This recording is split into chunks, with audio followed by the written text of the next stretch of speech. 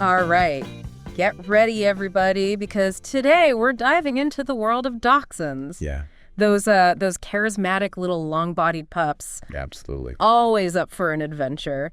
You've sent us a really interesting mix of articles and website info about these dogs. Lots to unpack. So we're on a mission today to uncover those surprising facts about their history, Yeah. their health, and all those personality quirks that make dachshunds so unique. Yeah, it's amazing how much history and science goes into creating the dachshund we know and love today. Let's be honest, who can resist a dog that's basically a furry loaf of bread on 4 little legs? Right. But those legs, they weren't just made for looking adorable. They were actually bred for a very specific purpose. Oh, yeah, you're spot on. We're talking serious badger hunting here. Yeah. And that's actually where the name dachshund comes from. German for badger dog. Okay, so we have to address the age-old question. Yep. Which came first, the dachshund or the hot dog? It's a classic. And believe it or not, those stubby legs were designed for more than just Halloween costumes. The dachshund, it came long before the hot dog. Seriously? Think about it. To be effective badger hunters, they had to be small enough to squeeze into burrows, Oh, yeah. courageous enough to take on these fierce creatures, and agile enough to maneuver underground. I never thought about it like that before, but, I mean, badgers are tough. Those short, strong legs, it makes so much sense now. They're practically built for it. Oh, Look and their at that. bark, Yeah. essential for communication underground. Oh, that makes sense. So while they might look all cute and cuddly now, those little legs are a reminder of their fearless past. Wow.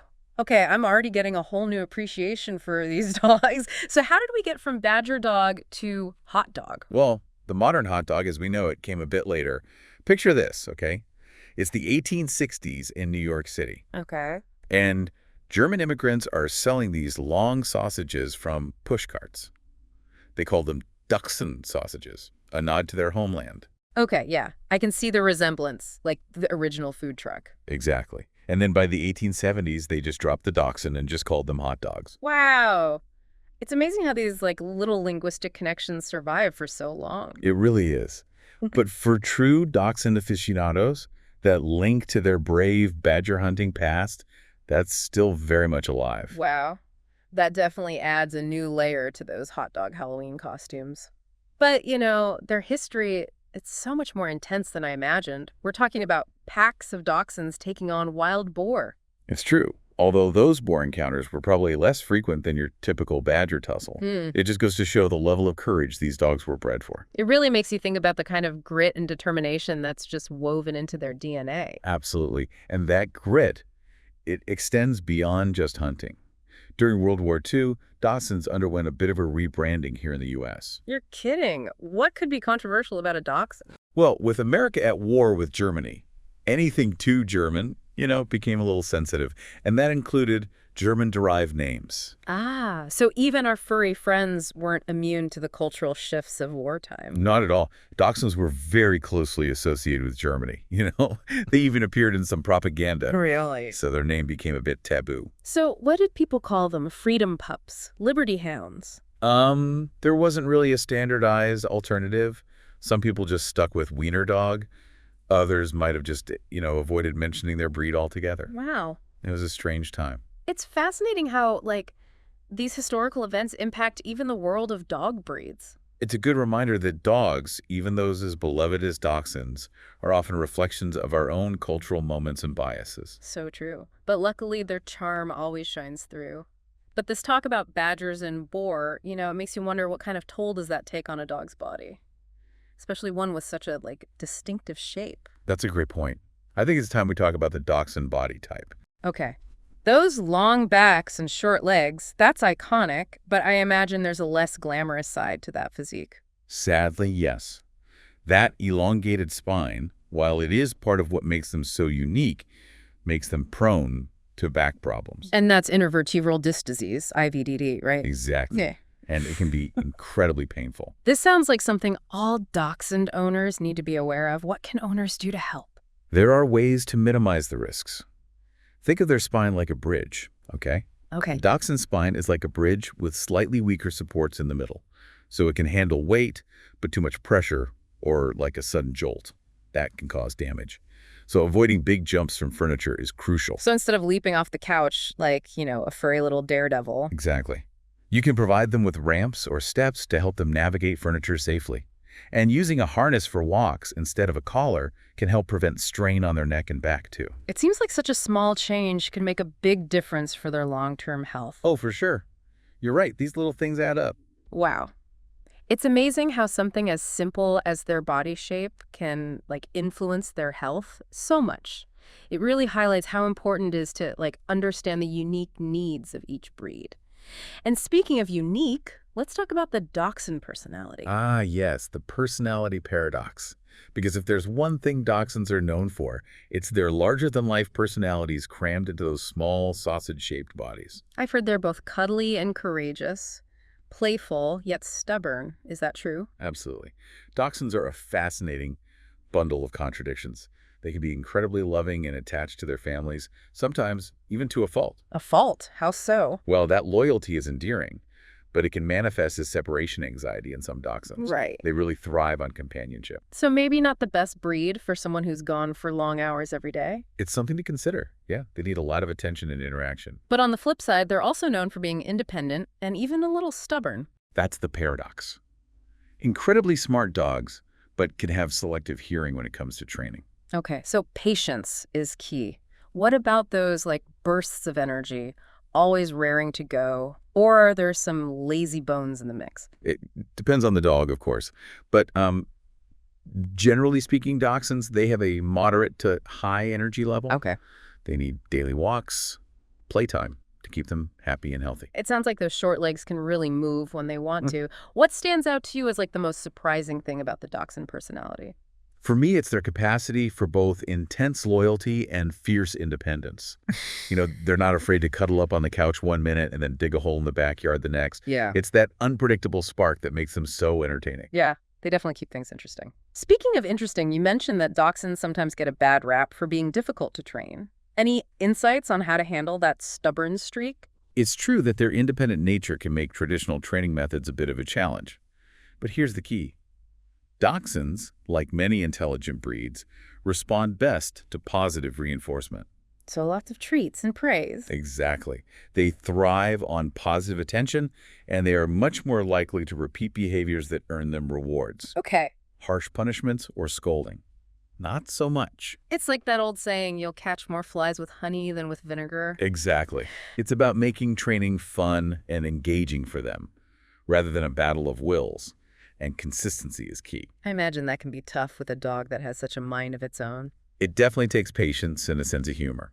But that's part of what makes Dachshunds such rewarding companions. They keep you on your toes and constantly challenge you to find new ways to connect with them. So patience, positive reinforcement, and maybe a well-stocked treat jar are the secrets to a well-trained Dachshund. You got it. And don't underestimate the power of a good, engaging training session. They need mental stimulation just as much as physical exercise. It's all about keeping those clever minds occupied. And speaking of clever minds, I found something incredible while prepping for our deep dive. Stories about Dachshunds being taught to, well, this is going to sound crazy, to read, spell, and even communicate telepathically. You're not kidding. That story always makes me laugh. Really? After World War I, there were all these claims from German scientists about teaching Dachshunds some pretty remarkable feats. Remarkable might be an understatement. They even had a government program called Hundesprechschule Ozra. Can you imagine? It does sound like something straight out of a science fiction novel, doesn't it? I know.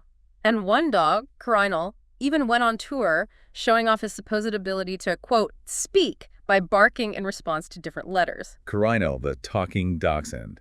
It's a story that's as amusing as it is perplexing. While many were captivated by Quirky's performances, others remained skeptical. Yeah. It does seem a bit far-fetched, even for a breed as intelligent as the Dachshund. Right. It's more likely that Quirky was just a very well-trained dog. Learned to associate specific barks with certain commands or cues from his owner. Right. But still, it makes for a great story. It definitely adds to their mystique. This combination of intelligence and athleticism. It isn't just for show, though. Who could forget Waldy, the adorable Dachshund mascot from the 1972 Munich Olympics? Oh, yeah. Right. Waldy is a true testament to the breed's global appeal. He wasn't just a cute face on a poster, though. His impact on the games was significant. Well, for one, there was a collectible plush Olympic dog based on him, with his body striped with the colors of the Olympic rings. Exactly. And the Olympic marathon route that year, it was designed in the shape of a dachshund, Wow. with the starting line at Waldy's neck. Talk about leaving your mark on history. They even had, like, a real-life Waldy, a dachshund named Shuri von Birkenhoff, who served as a sort of ambassador for the mascot. No. It's clear that Waldy captured the hearts of people worldwide, just as dachshunds continue to do today. Ah. From hunting badgers to gracing the world stage as Olympic mascots, there's no limit to what these sausage-shaped pups can accomplish. But let's switch gears a bit and talk about something a little more practical for all you dachshund owners out there: grooming. Ah, yes. Because even the most adventurous dachshund needs a little primping now and then. And it turns out those, like, different coat types we mentioned earlier, the smooth, the long-haired, and wire-haired, they require different levels of care. That's right. Think of it like this. Okay, the smooth coat, that's your wash and wear model. Very low maintenance. A quick brush now and then is usually all they need. Perfect for those who prefer a less is more approach to grooming. Exactly. But for the long-haired and wire-haired dachshunds, it's a different story. Okay. Think about the difference between a Labrador's fur and a golden retriever's. One sleek and easy to care for, the other requiring regular brushing. Yeah, okay. The long-haired and wire-haired dachshunds, they're like the golden retriever. They need more frequent brushing to prevent mats and tangles. What about those long, floppy ears? They seem like they'd be a magnet for dirt and debris. You're right. Ear care is crucial for this breed. Okay. Regular cleaning with a veterinarian-approved solution is essential to prevent infections. It sounds like those adorable ears come with a bit of extra responsibility. They do. But it's a small price to pay for those soulful, expressive eyes that peek out from beneath them. Speaking of soulful eyes, I have to ask, are dachshunds known for being, like, particularly sensitive dogs? That's an interesting question. Yeah. And it's one that doesn't have a simple yes or no answer. Of course, yeah. Every dog is an individual. But are there, like, any general tendencies when it comes to their sensitivity levels? Yeah. As we mentioned earlier, they can be prone to separation anxiety, which suggests a certain level of emotional sensitivity. Yeah, that makes sense. They're such social creatures. Exactly. And that strong bond with their families, it can also make them sensitive to changes in routine or their environment. So a sudden move or a new baby in the house, that might require a bit of extra attention and patience. Absolutely. Yeah. It's important to introduce those changes gradually and make sure the dachshund still feels loved and secure. It's a good reminder that even small dogs have big feelings. They do. This brings us to another important topic: health. Our sources mention that dachshunds, like many purebred dogs, are predisposed to certain health issues. It's true. And unfortunately, some of those health problems are linked to their unique body structure. IVDD being the main one. Yes, intervertebral disc disease is a significant concern for dachshunds. Their elongated spines make them more susceptible to disc problems, which can be incredibly painful and even lead to paralysis in severe cases. It's a scary thought. It is. But the good news is that there are steps owners can take to help minimize the risks. Like we discussed earlier, avoiding jumping and using a harness. What else? Maintaining a healthy weight is crucial. Extra weight puts added strain on their backs. Think about that bridge analogy again. You wouldn't want to overload it, right? Right. So watching their diet and making sure they get enough exercise are key. Are there any other health issues dachshund owners should be aware of? A few. They can be prone to eye problems, like progressive retinal atrophy, PRA, Okay. which can lead to blindness. Oh, wow. That's serious. It is, and it's something reputable breeders screen for. Other potential concerns include bloat, epilepsy, and Cushing's disease. It's a lot to keep in mind. It is. But remember, these are just potential risks. Not every dachshund will develop these problems. Right, and regular vet checkups can help catch things early. Precisely. Early detection and proactive care are key to helping your dachshund live a long, happy, and healthy life. It sounds like knowledge is power when it comes to a dachshund's health. Now, are you ready for a lighter topic? I came across a few stories while researching that I just have to share. One involves a dachshund named Mini Winnie, who became the first cloned dog in the UK. Mini Winnie the clone. That's a story that definitely sparked a lot of debate about the ethics of animal cloning. It did. And then there's the annual Wiener Schnitzel Wiener Nationals, a race for dachshunds held at different racetracks across the U.S. Oh, it's a hilarious spectacle. Those little legs really get pumping. And it's all for a good cause, right? Supporting animal rescue organizations. That's right. It's just a fun way to celebrate the breed and help dachshunds in need. And let's not forget about their appearances on the big screen.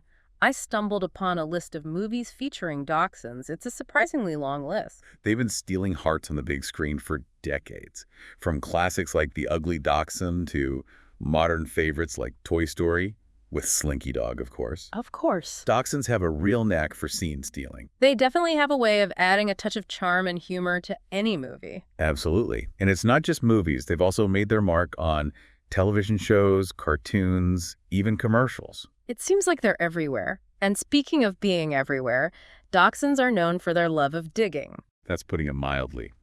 It's an instinct that's deeply ingrained in their DNA. Remember, they were bred to dig after badgers. So that backyard garden, it's just a giant sandbox to them. So any tips for owners dealing with the dachshund's digging tendencies? Provide them with designated digging zones, so like a sandbox or a specific area in the yard where digging is allowed. Okay, that's a great idea. And it's important to keep them mentally and physically stimulated.